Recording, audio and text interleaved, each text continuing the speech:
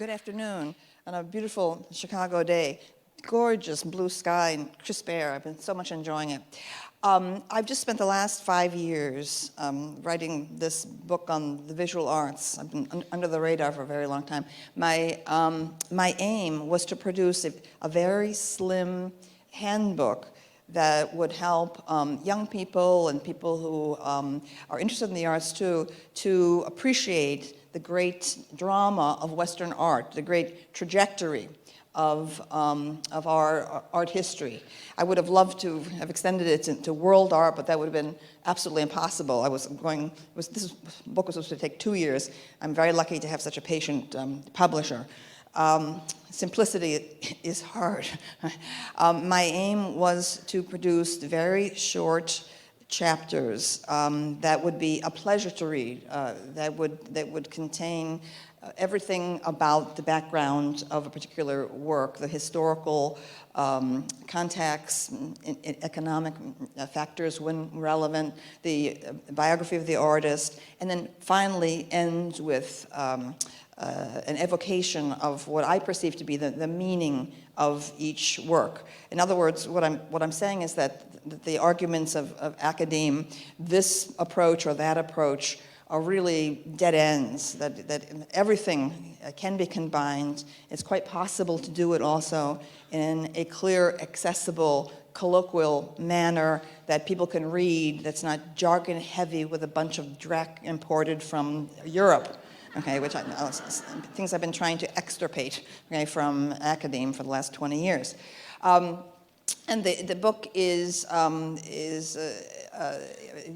believe, from very keen readers of my work in the past will now and then recognize my voice coming to the fore, the little barbs I may make about Frida Kahlo as the great patron saint artist of feminism. I mean, just very, very, very slight.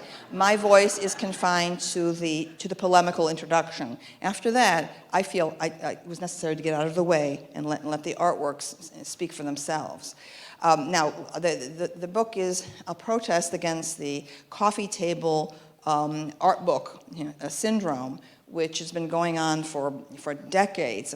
I love the magazine Architectural Digest. It's gorgeous, right? But art books are used there as decor. You see them all, stacked up on shelves. And I mean, these books, they're so heavy. You'll like look at them once, and they just like sit there, like objects to be dusted, for the next 30 years. And you're going to like sit comfortably with one of these things in your lap, really like crease into your thigh. So what I was looking for is something very handy, okay, something inviting that would contain this would be an open door to the whole history of Western art, and yet it would be comfortable in the hand. And actually, my vision was of a paperback that would literally fall open in a young person's hands. That was my vision. And my publisher said, no, okay, now if people want, if you're going to have such full-page glossy reproductions of works of art, people want an object. Now, and then in the process of the last 5 years, while doing this book, I was thinking, am I out of my mind? I am trying to write an art book in the age of Kindle. I mean, what am I doing? Okay, this is like completely out of sync. Well, no, it turned out, once the manuscript was submitted last fall, that Random House, or more specifically, Knopf Doubleday, the fantastic production design team that I've been working with, no, they had this thing, yes, precisely because it is the age of the Kindle, precisely to show how beautiful a book can be, to show how a book itself can be an objet d'art. So not only does this book contain 29 chapters focusing on individual objet d'art, works of art, but the book itself as a product of this production design team at Knopf Doubleday is like, to die for. I mean, the gloss. This book is so heavy, slim but so heavy because of the glossy paper. I haven't seen such a beautifully designed art book in years. The printings it was printed in the United Kingdom. So another one of my aims, okay, was to provide something to for the current market after the great art survey books that have been used in universities for half a century. There was like Gardner's History of Art, very big book that dates from the late 1920s. There's H.W. Jansen's The History of Art. That's from 1962. It's an absolute campus classic. This thing is massive, absolutely massive. I waited, okay, for this book. 7.5 pounds, okay? 7.5 pounds. You know, you're not going to have like a quiet afternoon. I think I'll curl up, okay, with Jansen's History of Art, you know, this afternoon. I mean, it's impossible. And the book is magisterial. Jansen was a great scholar of Donatello, a scholar of the first order. However, the book moves so fast in going from cave art all the way down to the modern period that it doesn't pause very long on individual artworks. I felt more can be said. I've actually modeled this book on Catholic breviaries. Okay, there's in collections of devotional images. What I'm trying to induce people to realize is that you can have a personal engagement. Really, what I'm saying, a spiritual engagement with a work of art. You don't have to go to the museum for it. In fact, museums today are becoming more and more like circuses, okay, as far as I'm concerned. I mean, it's great that museums are doing so well. They have great blockbuster shows, although the blockbuster shows are always old master or impressionist art, never contemporary art. That doesn't bring out busloads of people coming from every state in the union. But the atmosphere of the museums is not conducive to contemplation. People people run into you. They're on their audio phones, and you feel like you're in a bar. Sometimes people are into you. So, I mean, for example, for this book. For Picasso's Les Demoiselles d'Avignon, which is the most important painting of the 20th century. Okay, very, very difficult. Here it is over a century later, okay, and that painting still has not been absorbed into common culture. People interested in the arts know it, but people, most mainstream citizens show that painting to them, and they would go, "This is crap. My 7-year-old could do better, et cetera, et cetera." All right, this is a major work.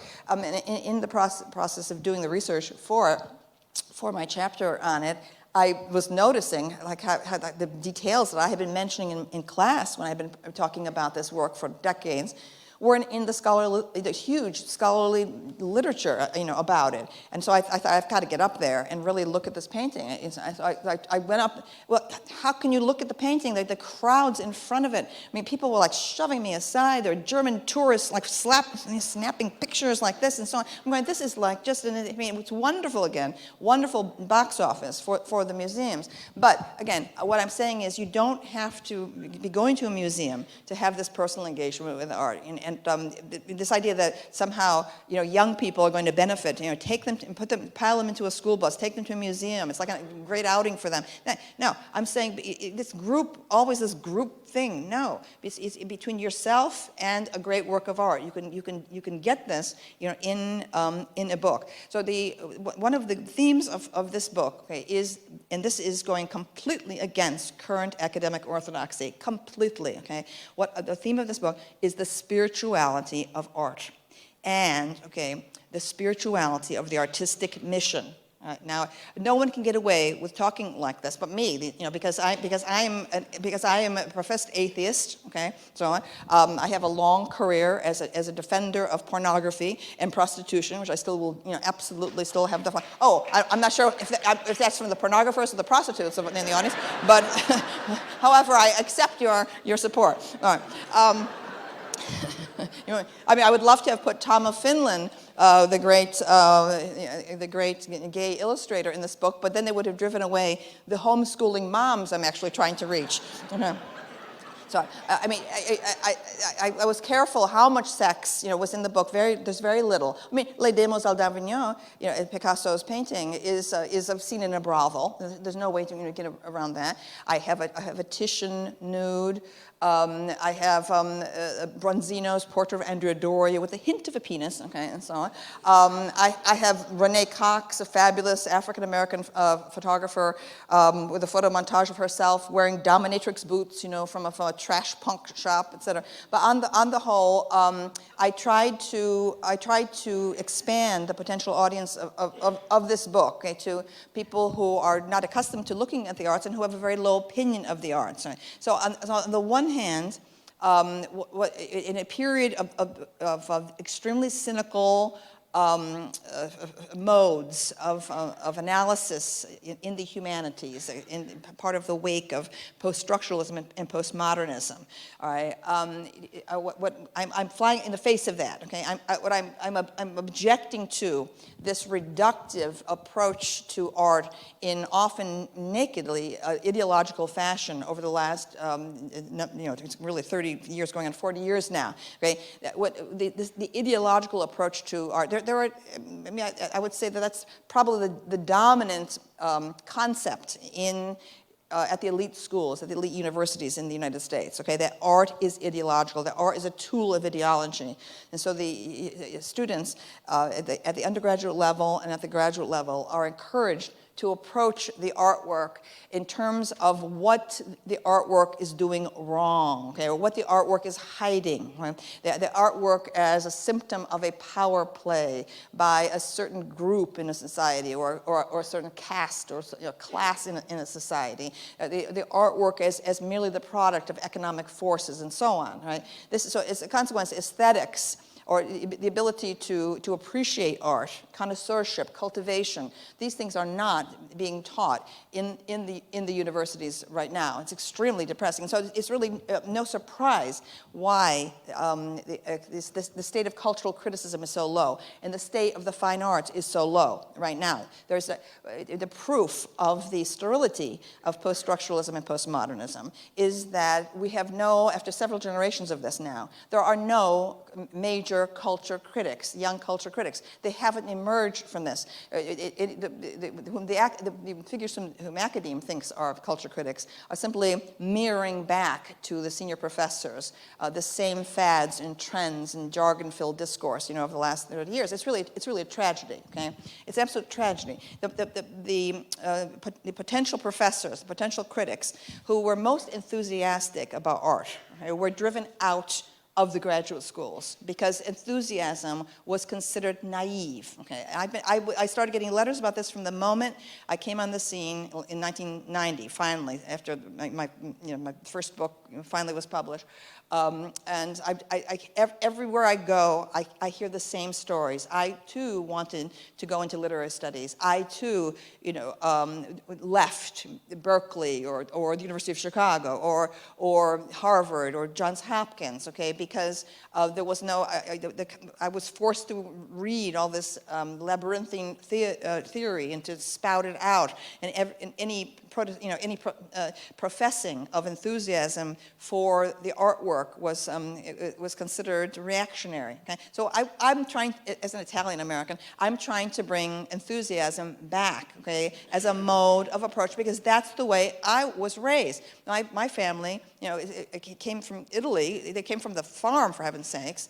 to work in the shoe factories, okay, in Endicott, New York, an industrial town, and the Italian peasant attitude toward the arts is completely reverential. I mean, art is not elitist in Italy. Art belongs to the people at every possible level. So, I mean, everywhere there weren't many objects that my grandparents had, but they would have like souvenir ashtrays, from the Vatican with Michelangelo, sculptures on it, and like painted ceramic plaques in the bathroom, and it would be like the Pietà or something. Right? So there was never the sense that art was this conspiracy being foisted by an elite. Okay? And the reason the Italians have this attitude is because of of how seriously they take the crafts. Okay, Italian immigrants were of several generations. All four of my grandparents and my mother were born in Italy. But everyone worked in the crafts. I mean, you'd work all day at the job, and the way you'd relax, come home, weave a basket. Okay, make a nut bowl. Turn steel, make a fence, whatever. There was always hammering going on, and constantly making craft, sewing. Okay. everything, okay? It's another reason why I've never had that animosity toward fashion that so many other feminists have had. I am not fashionable, but I've always seen fashion as a craft, as an art form, because that's the way I was raised. In Italian culture, people would come up to you, okay? I mean, I was just used to this as a small child. People would just come up to you and start fingering your clothing, going, oh, this lapel is so, look at this lapel, how nice, look at this hem. People would just pick up your hems and be looking at them and so on, okay? So tailoring, and sewing, and that's the reason also why the only place that, that I've been comfortable in or would hire me were art schools all these years. I'm a career teacher in art schools for 40 years now. We're just, a few years in the middle when I was not. And the reason is because I feel very comfortable with artists. Artists understand art as making, okay? They understand art as materials, as something grounded, in the body, in the physical world. And this is why all of those ideologies of academia don't work for the arts. The humanities, they actually will say everything is mediated through language. We can know nothing except that. And of course, language is flawed, so we can't know anything. Okay, all right. That's what you end up. You get a PhD in not knowing anything. Okay, if you go to.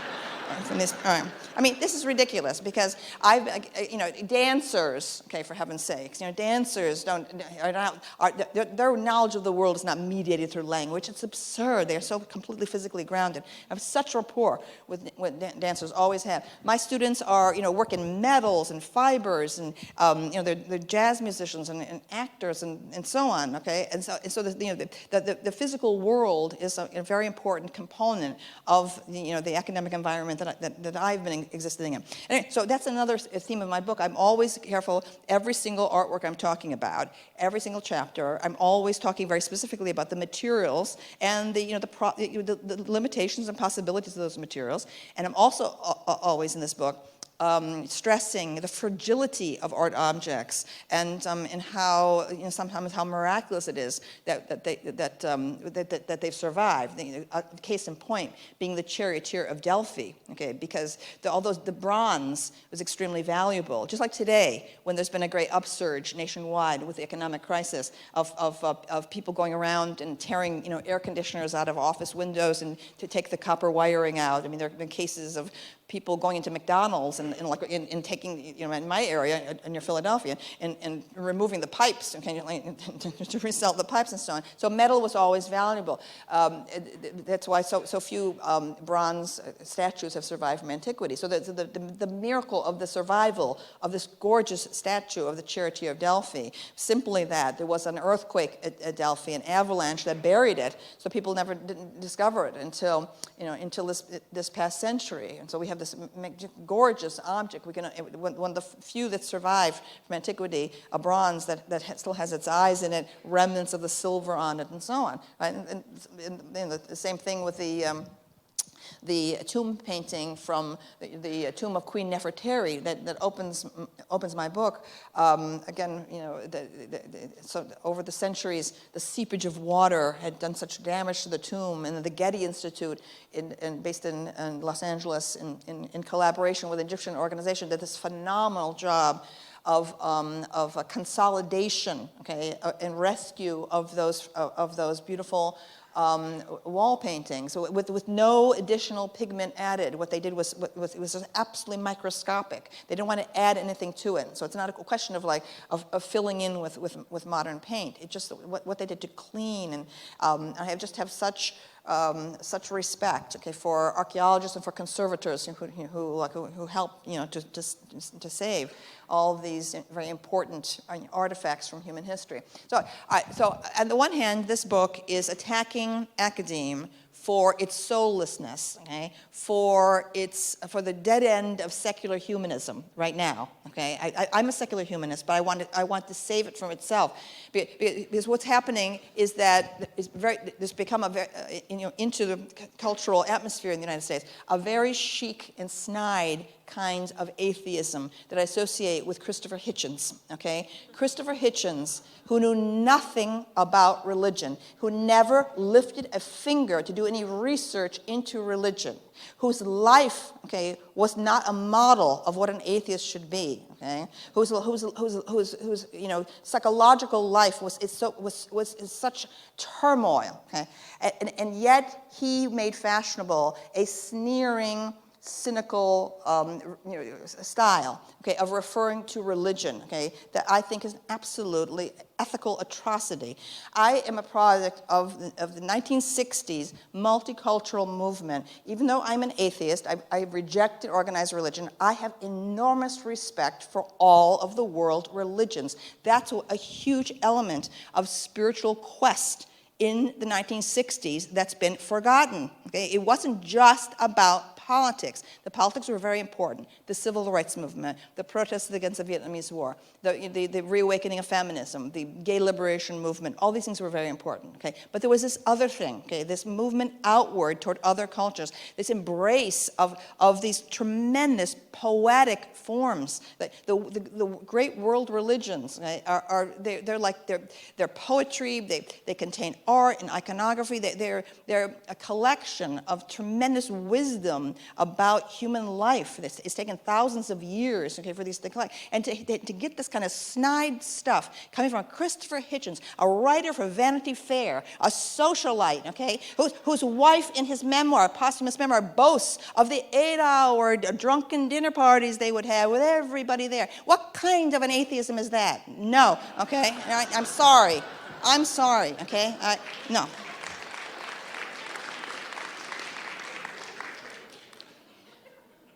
If you're going to approach young people, you know, from the position of atheism or secular humanism, you have to give them something else. You cannot just trash religion, okay, and also trash art, okay. What my atheism says, okay, I reject, you know, I do not believe in a personal God, right? However, I see in the enormous force of nature, okay. My attitude toward nature is very similar to that of Native Americans. In fact, that's my next project. My next project is about Native American art and archaeology, precisely about this. I think that the religious view of the elemental forces of nature in the Native American code, okay, is magnificent. It has many parallels to that of Wordsworth or Ralph Waldo Emerson and so on, all right? I see nature, okay, and I see art, okay, the incredible beauty and power of art. And my attitude toward art is reverential, okay, the same thing, right? These urban pseudo-sophisticates, okay, are incapable of reverence, okay, all right? And so what kind of thin gruel, okay, is being given to our young people? Nothing, absolutely nothing, okay? And then we wonder why the entire professional class in Manhattan and Los Angeles, they're all on meds, they're all doping themselves on tranquilizers, okay, antidepressants, okay? Why? Because there's nothing. Their worldview is nihilistic, okay, absolutely nihilistic. Conventional thinking, right? They've rejected religion, but instead they've made a religion out of the Democratic Party. Okay, I'm a registered Democrat. Okay, but democratic politics of a particular conventional kind. Okay, that is the substitute. Okay, for the atheistic professional class now. Okay, right? And it's what I wrote years ago about post-structuralism. That post-structuralism was a new religion, you know, for these faithless, you know, academics who had and I said, this was 20 years ago, I said, better Jehovah than Foucault. Okay?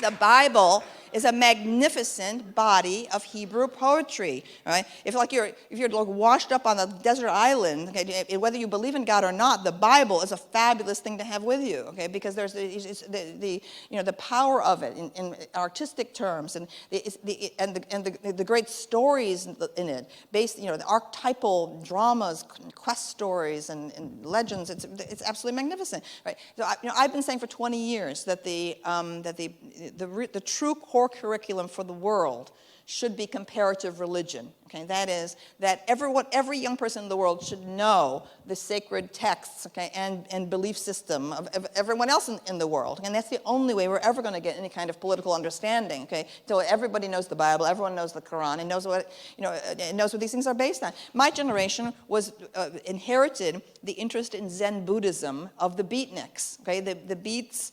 You had Gary Snyder, prominent, very important beat poet, who went off to actually become a Buddhist monk in Japan. And then my generation made the movement toward Hinduism, toward India. That's why there were so many sort of sitar motifs, in 1960s rock music. Ravi Shankar was playing at Monterey. The Beatles went off chasing their false guru, in India, the Maharishi Mahesh Yogi, and so on. And that particular element in the 60s quest, okay, has been forgotten because of that disillusion with gurus, but also, unfortunately, my peers of my generation who were most interested in these themes were also the ones who were taking too many psychedelics. Okay, so LSD, okay, on the one hand, opened doors, okay, for people to walk through, but then the door kind of closed behind them. I don't know. So I'm just. I feel fortunate, that I had like this wariness. Okay, I thought, what is this? These chemical things. I'm not going to experiment, with it. And thank heavens, all right, that I didn't. I mean, my grandfather made wine in a cellar. I mean, he grew grapes. So wine was considered, this ancient Dionysian thing. Right? What's wrong with it? Wine, beer. Okay, I think these are perfectly sufficient things. At any rate, I think we can blame the psychedelics, for the fact that the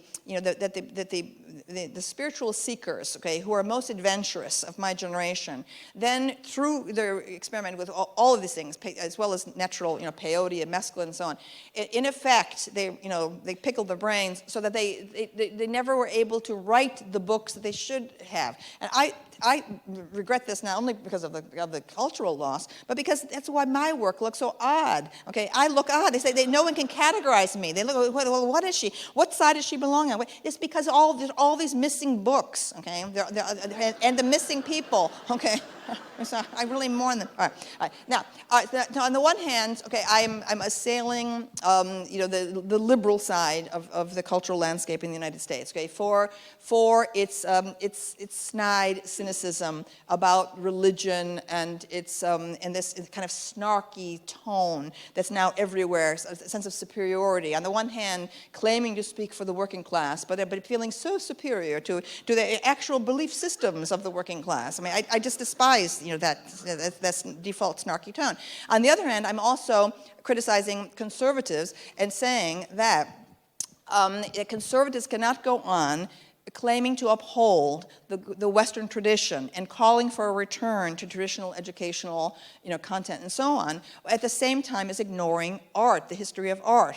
But scholars and intellectuals have not made it easy, okay, for mainstream Americans to learn about the arts. I say in the introduction to Glittering Images that people who live in cities with major museums suffer from a tragic complacency about the condition of the arts. All right, I have been a great listener to talk radio for the last 20 years. I love talk radio as a populist medium, and I regret the fact that so few liberals have succeeded as hosts in that medium. The home of liberal thought is actually at NPR. There's a certain kind of a style of a vocal style, okay, and a tone on NPR that I think, okay, has become very genteel. Okay, it's the same thing as on the BBC. The BBC is extremely liberal as well. The arts find a home on both NPR and BBC. But that tone, I mean, like if I have to do an NPR interview, I have to like really, focus. Okay.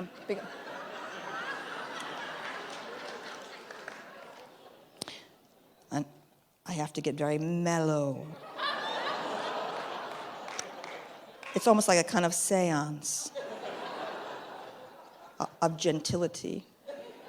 And so you see, whereas my natural mode is AM radio, okay? And AM radio, all right, is this barking, abrasive, colloquial style. It descends from the DJs of the 1950s, the ones who were like these crazy weirdo guys who like, listen to this platter, and they would spin the song. And that is the secret, okay, of AM radio. It's not just that it's conservative versus liberal that we're talking about, okay? But honestly, the AM radio format with its many callers, and people who call in from all over, and I would include, by the way, also sports radio, which I also listen to a lot, okay?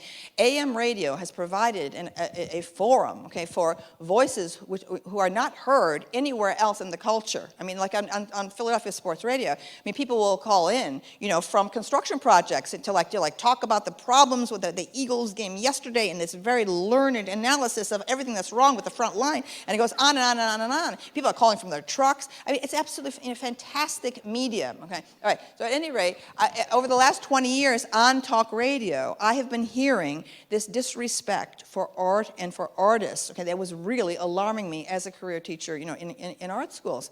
Of course, I know the reason for that is because of that stupid series of controversies over sacrilege in art that was inaugurated in the 80s with Andre Serrano's "Piss Christ," which, for those of you who don't know, okay, this is a third or fourth rate work, okay, which is it's a large format photograph of a plastic crucifix submerged in a glass beaker of the artist's urine. Now, Andre Serrano is such a weenie, okay, that he never would even admit that he had any kind of transgressive or subversive intention. Instead, he backtracked. No, what I was really talking about was the cheapening of Christ's image. Oh, that's why you called it "Piss Christ." Right, okay? Now, it's one thing if we're talking about a masterpiece, okay? I mean, my favorite work of sacrilegious art is by Salvador Dali. I name it in the introduction to the book, but I cannot even profane this august group, okay, by telling you what it is. It's a parody of the Annunciation, okay? It is hilariously X-rated. In fact, it was in the Playboy Mansion collection until very recently. I don't know where it is now. But that is my favorite work of sacrilegious art. This is a very wonderful work. It is learned, it is cheeky, it's audacious. For that, the art world, okay, should be having a controversy, not over "Piss Christ." So, and there was a whole series of them. Now, as far as I'm concerned, okay, the last authentically avant-garde work, okay, or body of work, okay, was done by Robert Mapplethorpe in the late 1970s. His photographs of the gay sadomasochistic underground in New York, and that to me was the end of the avant-garde, right? All right. What I'm saying to the art world is that the avant-garde was essentially killed by my hero, Andy Warhol, from the moment he took in Campbell's soup cans, okay, in the iconography of capitalism, okay, into his work. That was really the end of the very noble 200-year oppositional tradition of the avant-garde that began in the late 18th century, okay, with Romanticism, okay. And what I'm saying is that for the last 30 years, post Mapplethorpe, okay, the subversive or transgressive gesture is completely hollow and has become utterly corrupt. Because once, if you made an avant-garde gesture, there was a price to be paid for it, okay? The Impressionist painters starved, okay? They had no way of showing their art. There were no art galleries back then, okay? If they did not toe the line and produce the kind of art that the salon jury would show in their either yearly or sometimes every 2 years massive shows, these artists have no way of reaching potential clients, potential patrons, right? So the Impressionists, and other such avant-garde artists, going all the way down to the abstract expressionists of the 1950s, who had terrible depression and suicides and so on, okay? A price was paid. What price has been paid, okay, in this era of "Piss Christ," okay, since the 80s? What is the price that's paid, right? You do something that you take something from Catholic iconography, always Catholic, right? Never Jewish, never Muslim, okay, always Catholic, right? Take something Catholic and do something scandalous to it, and you will be written up, okay, and celebrated in the New York Times, okay, all right? You will get a grant from the National Endowment for the Arts, okay? You will be hired by the University of Chicago, okay, or Berkeley, or UCLA, okay? This is absolutely corrupt. How dare these people, how dare these worms, talentless worms, okay, borrow from the great avant-garde tradition of people who really died, okay, for their art. It's an outrage. We cannot tolerate this anymore, okay? The idea that art, by definition, speaks truth to power. Oh, it interrogates, okay, contemporary assumptions. Oh, really? Okay, this is utterly stale. Only a fraction of art in the whole history of art, whole history of world art, has been oppositional. Only a fraction, okay? And it was a great run. It was a great run from the late 18th century down to Andy Warhol, okay? All right, with a little bit of a blip into Mapplethorpe, okay? And that's it. Okay, all right, it's a time now to go cold turkey on this stupid cant, okay, that is everywhere, okay. Oh, wait, now this is the sign that I have 5 minutes? Okay, all right, this is the signal, all right. Otherwise, I take, audiences hostage and it goes on for hours, and you have your own lives to live, after all. Okay, all right. Oh, wait, let me go fast here. All right, so, all right. All right, what group have I not offended? Let's see. All right, all right, so here's the thing, okay. By listening to talk radio, I realized that the low opinion that mainstream Americans still have of the arts, and in particular of abstract art.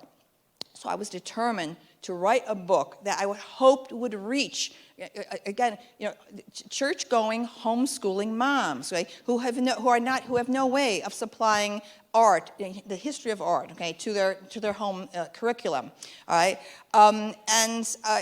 In order to do that, okay, what I've done again is I've tried to create a continuity of this spiritual theme, so that my chapter titles are like resurrection, mystic vision, God's snare, like that. Okay, we move through the centuries until finally, I want a person who's been very skeptical about modern art, modernist art, to suddenly feel by the time he or she gets to Picasso, oh, it's the same thing. It's absolutely the same thing. Picasso, Mondrian, Pollock. All right, they get this like same kind of dreamy sense. All right, and by the way, also while I was doing the research for this book, it's absolutely scandalous. Mondrian, okay, who is considered the ultimate formalist, okay, with his grid of black lines and his hanging blocks of color and so on. All right, I couldn't believe when I did the research for that chapter how much Mondrian had written, okay, in his own words, in letters, in essays, in journals about the spiritual nature of every single thing he did. Every one of his black lines, every one of his blocks of color had a spiritual meaning to him. Okay? In fact, he had early in his career been a practitioner of theosophy, okay, which was a spiritualist movement of the late 19th century. As late as World War I, Mondrian had hanging in his house a picture of Madame Blavatsky, okay, who was the leader, okay, of theosophy. Jackson Pollock also was a student of theosophy, okay? And early pictures of him show him in his teens imitating the dress even, kind of Byronic dress and long hair of Krishnamurti, who was a spiritualist. And so there's, Mark Rothko, whom I wanted to be in the book, but I finally had to end the book. It would have gone on and on for another 5 years. Mark Rothko was always overt about the spiritual nature of his own artistic vocation. And you often will find this snide sense, although Rothko was always claiming a spiritual meaning to his his big hanging blocks of color and so on. So the nature of current discourse about the arts, okay, arts and letters, is that it is very inhospitable, okay, to these spiritual themes, and that's what this book is. The first step in the direction of trying to totally reform commentary on the arts and eventually the practice of the arts. But then my next step is I want to get the study of art history into primary schools. Right now, what's called art class, okay, in American schools is do-it-yourself yourself, John Deweyite, okay, express your inner creativity, okay? The teacher's hand construction paper and glue pots to the students. This is art. No, okay, that's fine. But real art history needs to be presented to students at a very early age so that they learn how to look at pictures, so that they know the names of major artists. In the European culture, the great artistic tradition is part of their national identity. So this is not such an issue. But America is still very young, very, very young nation. The arts have always struggled to survive here. We're practical and utilitarian. Right? So there are people who are followers, of the arts, but the majority of the American population has no way of ever contacting the arts. It's an absolute scandal. Okay, that most young people are graduating from high school without ever having seen a major painting or understood any of the history of Western art. So that's my next point. This book is the first step there, okay, to try to encourage people to really plan on a national way, okay. Before students ever get to college, they should already know something about the history of the arts. And by the way, once they're in college, with this cafeteria-style menu, that's out there now, okay, there's no core curriculum. You can take an art history class, but it's not required. So meanwhile, parents are bankrupting themselves, assuming their kids are getting a wonderful, introduction to the humanities, in the universities, and they're emerging. I mean, I encounter these graduates of Harvard, Yale, and Princeton in the media, okay, in New York now, or when they have to interview me about something, and they know nothing. They know absolutely nothing. They know a smattering of this and a smattering of that, and they have the snarky tone and this kind of, that they've mastered, okay? They have degrees in snark, apparently. All right. Okay. So and then finally, my aim also, is to, I'm saying that the problem with our very diminished arts funding in this country is that most Americans don't understand the rationale for the arts, okay? And so instead of the art world, snorting away in its sense of superiority, its supercilious, sanctimonious sense of how it's so much better than all those church-going people out there, okay? What we need to do is to actually make a crusade going out to conservatives to demonstrate to them, the centrality of the arts to civilization and the necessity for massively increased funding for the arts, not in the way that it used to be carelessly done, and judgments being made by the government about grants to individual artists. No, it should be much more funding to communities, to states, and let them devise the ways to distribute the money. But I'm particularly concerned about dance, okay? Because dance requires support, okay, especially in our cities, where over the last 20, 25 years, rents have skyrocketed, in terms of adequate rehearsal space. Now, a painter, a dissident painter, a dissident poet or writer can suffer on quietly in silence and solitude, but the dancers absolutely require not only a physical space in order to practice their art, but that vital connection of the teacher-student, okay, the transmission down the generations. It's only you can't just be a dancer, on your own in either the modern dance tradition or the ballet tradition. So this is it's absolutely crucial for that the American citizens as a whole, whether they are of the left or the right, that they be united in this. That this is not support of the arts is not something superficial and extraneous that can be easily cut. Similarly, art programs, in schools, when you have strapped municipal budgets and so on, but rather the point has to be understood and believed that the only thing that ever survives from a culture is its arts. Political power is transient. Political power is nothing, okay? It will vanish. The most powerful man of the world, okay, all right, is nobody, okay? The only way we remember any of the powerful men of the world is the way they were captured by artists, often anonymous artists in ancient Egypt and Rome, okay? So the bequest of any civilization, okay, and the test of its quality is its arts. And I feel that the left and the right, everyone, okay, across the political spectrum guilty, okay, of offenses against the arts. And I hope that you now will go forth, I feel like, all right, and be ambassadors for the arts. All right, okay. Okay.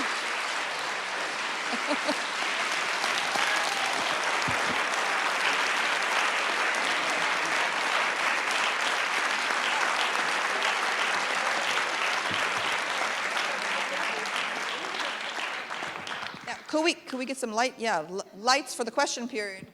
We need.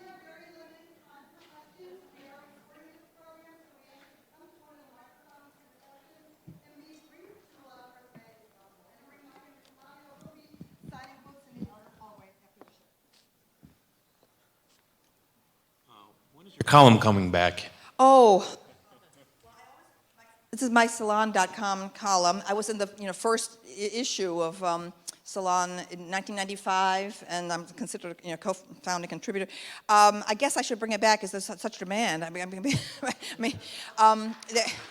right. I always go on hiatus, from the column when I have to finish a book. But my friends would be very grateful, I think, if I would go back to it, because my emails have gotten longer and longer, okay, and like over the years, I'm like so on. I think I need to go back. Well, thank you. I'll quote you, okay, to the editor. Okay, I'm going to speak to them after the tour. Okay, thank you. Charlie Rose just had a group of experts on the future of the book. I would love to see your book, Glittering Images, include video portions into the Glittering Image book. So what you're saying can be expounded with your love and your passion. Well, I think that something like this is going to be needed for to help at the primary school level. If we're going to have something nationally, it probably is going to have to be. I'm an adult. I need this. Your kids need it, but I need it. All right. I need it too. Okay. Okay. All right. Don't forget me. Okay. Sure. Okay. Okay. All right. All right. Thank you. I was just wondering if you have any advice for anybody thinking of going into academia today. Have what? Advice for anyone thinking of going into academia today. Going to acting? Academia. Oh, academia. I'm sorry, academia. You're good going actress to academia. too. Then. What field? What field? Literature. Oh dear. Okay. Yeah. Well, here's the thing. Okay, is that all the people who should be saving the profession have been just fleeing from it and saying, oh, I can't make any headway. But every single generation hits some fossilized ideology that needs to be attacked and toppled. Okay. And it seems to me like this is a wonderful moment when there's such a vacuum, okay, in academe to just go in, to hold your nose, okay, just like talk the talk, just like to get by them, okay, and meanwhile plot your takeover, I mean, because right now it's an absolute wasteland, and it's obvious that people realize that the constant monotonous quotation of Lacan, Derrida, and Foucault no longer flies. But what's left is this kind of chaos of what's called cultural studies that is not cultured at all, and it doesn't know how to study. Okay, but I mean, all it is it's just you take some TV show, okay, a famous novel. Okay, then maybe some reference to a fashion magazine. Okay, and then you mention Hegel and late capitalism and throw it all up in the air like that, like popcorn, and that's it. Okay, so it's completely ahistorical. Okay, it's so insulting to popular culture because popular culture itself has its own tradition. All right, and so that's another thing I'm saying in this book is that chronology is meaningful. All right, and this is, I mean, it's hard to believe, okay, that this is dissident right now. Okay, all right, because history does not exist for the major humanities professors and figures. History does not exist. Okay, all right, history is a chaos. Okay, and any allegation of a pattern in history is completely specious. Okay, and this is why I complain in. So my book is just like my first book, Sexual Personality, is resolutely chronological. Crossing 3,000 years right to the present. And so I complain in the introduction about the way that the term Renaissance is being systematically supplanted in academe. Oh, there are people in the balcony. I'm sorry I didn't see you all before. It was all in darkness. Hello. Okay, I didn't see you. Oh, sorry. Okay, no, okay.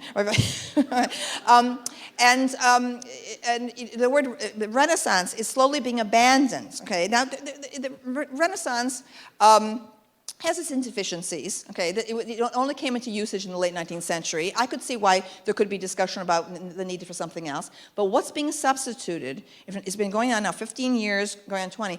Early modern, okay? Early modern is being substituted.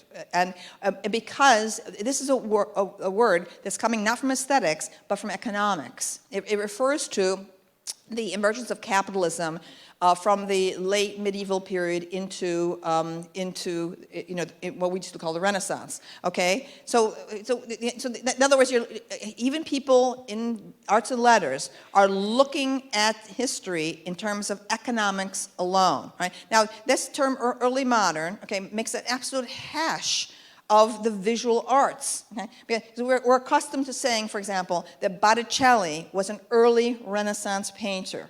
Okay, Michelangelo, a high classic artist. Okay, and then Michelangelo, even in his own career, experienced the third phase of Renaissance style, mannerism. Okay, after the sack of Rome, his Medici Chapel, you see like distortion, tension, anxiety, et cetera, et cetera. Okay, right now we're going to adopt early modern. Okay, so what are you going to say about Botticelli? Oh, Botticelli is an early modern painter. Okay, Michelangelo is a middle early modern painter, all right, and then late Michelangelo is late. It just shows what Philistines. I mean, these people. I mean, the nitwits. Okay, the absolute nitwits. Okay, who have made a hash. Okay, of the great tradition of humanistic scholarship. Okay, I'm extreme. My early influences were it was the great school of German philology of the late 19th century and early 20th century. Okay, these were mostly men. Actually, Jane Harrison, the Cambridge anthropologist, was in this tradition. It was an ideal of massive erudition. Okay, like rabbinic, erudition, and as I was doing the research, for this book, okay, all the bad things I had said, and thought and said about the way literary criticism and artistic criticism has gone downhill in the last 40 years was proof to me. Right? I would begin with each chapter, with the earliest scholarship and move through it decade by decade by decade. All right? Everything was solid, everything was substantive, useful until we got to the 80s, okay? All right, a little bit late 70s, 80s, 90s, okay? What a falling off, okay, in quality of scholarship in the humanities there's been. It is a scandal, an absolute scandal, okay? Now, it's not that there isn't good work being done by younger art historians. Yeah, there's good, competent work being done, but not one of those people, okay, has the vast learning or the sense of perspective, okay, of those great scholars that led up to, they were still working, many of them, following World War II, okay? And anyone who claims that there was an advance in scholarship because of the introduction of post-structural and postmodernism, such ignorance, absolute ignorance. I mean, there were books from Princeton University Press that I looked at for this book that were like major artists like David and Manet and so on, that were so bad, okay, shockingly bad, okay? I mean, it is unbelievable, okay, that those books would emerge, okay, from Princeton University Press that have the imprint. And people, and again, parents bankrupting themselves, thinking a Princeton degree, a decal to put on their car, that means something. Give me a break. At any rate, okay, back to your question, okay? All right. There is an enormous future, okay? Enormous future there, okay? All right. You must put armor on, okay? All right? Keep your thoughts to yourself, okay? Do what you need to do to gain position, and then unleash your imagination. All right, okay, all right. All right, okay. Yeah. Could you comment on your perspective on George Lucas, please? Oh, George Lucas. Oh, thank you. All right, yes. Now, in the process of, when I was planning this book, George Lucas was never part of it at all. I had planned to end Glittering Images with some examples of strong contemporary art. Okay, so I was looking and I was looking, and I found interesting things, but nothing strong enough, nothing that could hold up to the many masterpieces, that precede, the final chapter. And while I would like be, relaxing at night, I would be channel surfing, and I kept on stumbling on the Star Wars films being run back to back on Spike TV, okay, which is a man's channel, okay, all right, and coming into the films in that way, coming into them randomly in the middle. Okay, without the narrative, propulsion, suddenly made me start to see the visual components. Okay, and Lucas's visual virtuosity. Okay, I became progressively obsessed with the finale to Revenge of the Sith, which is the last film. It was released in 2005. It's the last film that was made in the Star Wars series. It was directed by Lucas himself. It narratively belongs to the midway, in the story. And I'm telling you, this finale, it's unbelievable. It takes place on the volcano planet of Mustafar, and which is completely, made up, planet. And this episode is a combination of live action, okay, of computer animation, okay, and also of model making. There's a tremendous model was made, miniature model of the landscape of this volcano planet. And what I was researching, I was just amazed by what it took them like 10 months, to make this model and then raise it up on a giant platform, to tip it, pump system, to have the lava flowing, smoke and cork and all kinds. I'm saying this is a work of installation art. The actual model that was used is itself, belongs, to be respected for its place in the arts. But the actual finale, okay,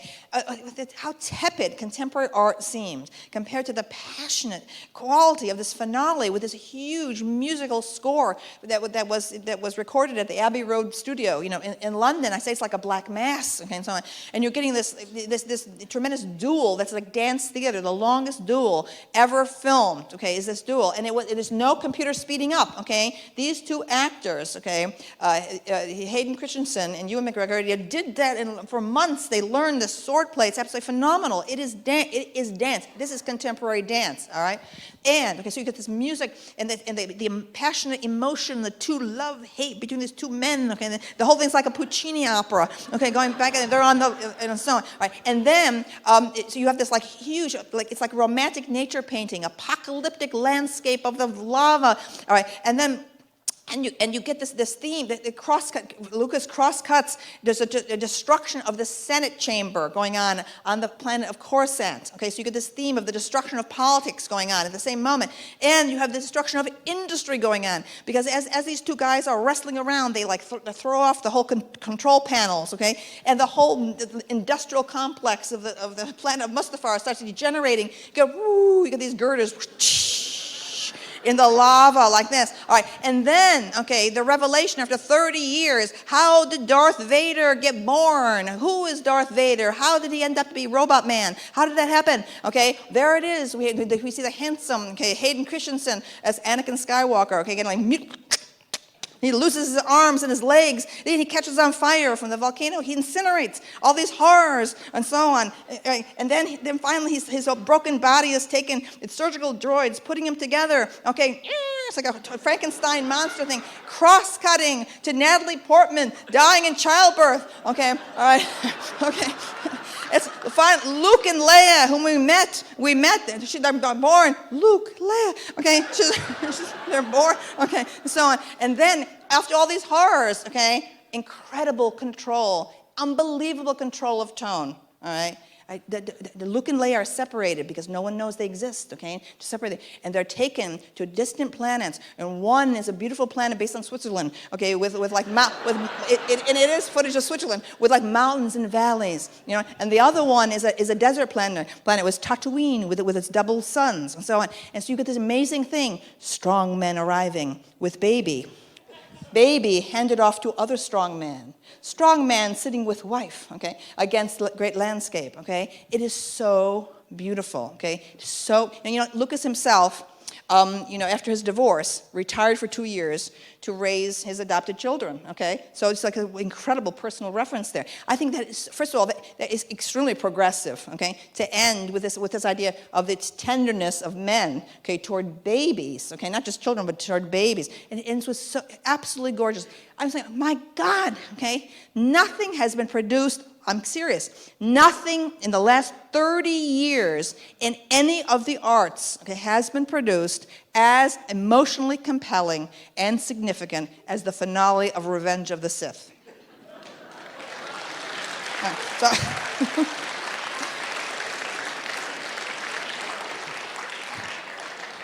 Oh, wait, am I supposed to go back there? Where am I? Oh, wait, am I supposed to go here? Are you next? Yes, I believe I was. But please, if you'd like to go. Go ahead. Sure. This isn't a question. It's more or less a response to your statement about Americans' lack of appreciation for art. About 500 years ago, Luther translated the Bible into German. And it was felt that a lot of the Catholic Church's culture was a distraction and a distortion of the truth of the Bible. Right. And America was settled by Puritans who felt that way. And I think that's the basis for why we often don't appreciate art. This is exactly the point I'm making in the introduction. Absolutely. In fact, I also say in the introduction that because American conservatism is so powered by the Southern Baptist and evangelical Protestantism, that is one of the most iconoclastic traditions, going back to Martin Luther. Yes, the Protestant reformers, Luther and Calvin, Knox and Zwingli, were iconoclasts and actually sponsored destruction of Catholic images, of statues and stained glass windows, and even organs in churches, okay, were considered, anything that was not biblically based was considered to be in some way a pagan survival or intrusion. Right? Yes, I think this is absolutely the case, is that our culture still keeps on returning in some way to that, the original Puritan roots, the New England roots. And therefore, this is why, visual culture needs to be supplied in America, because it's not something that's coming up naturally from our culture. Yeah, thank you. Yes, that's a great point. I'm glad you agree with my thesis. Thank you. That's excellent. I'm happy with that, because that's actually one of the things I'm trying to maintain. Go ahead. Yeah. How are you? Oh, fine. Good. It's a pleasure to meet you, finally. Oh, yep. You were required reading in my house for many years. Yes, before I could marry my wife, I had to read every one of your books. Oh, that's nice to know. Yes, so this is a real thrill and a real pleasure. I have two questions, so if the crowd will indulge me. The first one's it's a quick one, I think, and this comes from my lovely wife. After the... Where is she? Sharona, you want to wave? Or, Oh. There we go, great. All right. All right. Okay. After Kurt Varnado, after the late Robert Hughes, after Simon Schama, after you, who do you see as the next heir apparent? Because you mentioned there are no culture critics right now. So who do you see? It's terrible because when I was having my feud with Susan Sontag back in the early 90s, yeah. I mean, I always said that I wanted to be much more generous and hospitable to whatever the young culture critic came along, okay, compared to how Sontag had been nasty to me. And I'm waiting. I've been waiting and waiting. And at first I thought in the 90s, I thought, oh, Katie Roiphe, she's going to be the intellectual of her generation. And then what happened? She went off to write memoirs and so on. I mean, I just don't. It's really shocking to me. It's absolutely shocking that since I came on the scene in 1990, okay, here it is 2012. Okay, so where are they? They've all been processed through that academic mill, and I'm so so lucky, I feel, that in the 1960s, still, my professors believed that not in assigning critics to us, especially contemporary critics, okay, but assigning the primary texts, okay, and so the foundation of my career is my exposure to the works of art themselves, whether they're literary or artistic, okay, and this younger generation, this is why there's no culture critics, it's like they've had to spend so much time, you have so little time as it is in college, they had to waste so much time trying to, decipher those corkscrew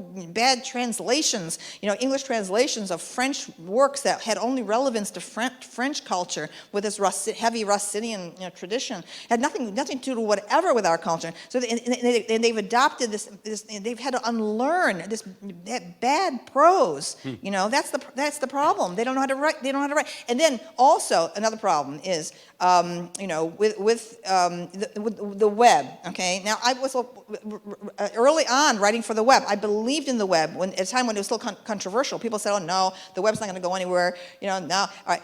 But to write for the web, there is a distinct way of writing for the web. What I'm concerned about is like the criticism is becoming very contaminated. It's either totally obscurantist academies, or it's this like snarky, casual, undisciplined blather of the blogs. Okay, right? People are losing any sense of how to shape a voice. Whereas it's still in Britain. Okay, when people are writing for British magazines or British newspapers, there's still a sense of snap and spark, and and almost sometimes a little bit too much. Kind of fear of emotion. There's a lot of surface panache in British prose, but then the little bit kind of titter. They titter. They don't want to feel too deeply. Okay? Whereas we Americans, we're like the barbaric yawp. It's like the Whitman said. And so on. And we have like jazz and like Hollywood, and we have no problem with emotion.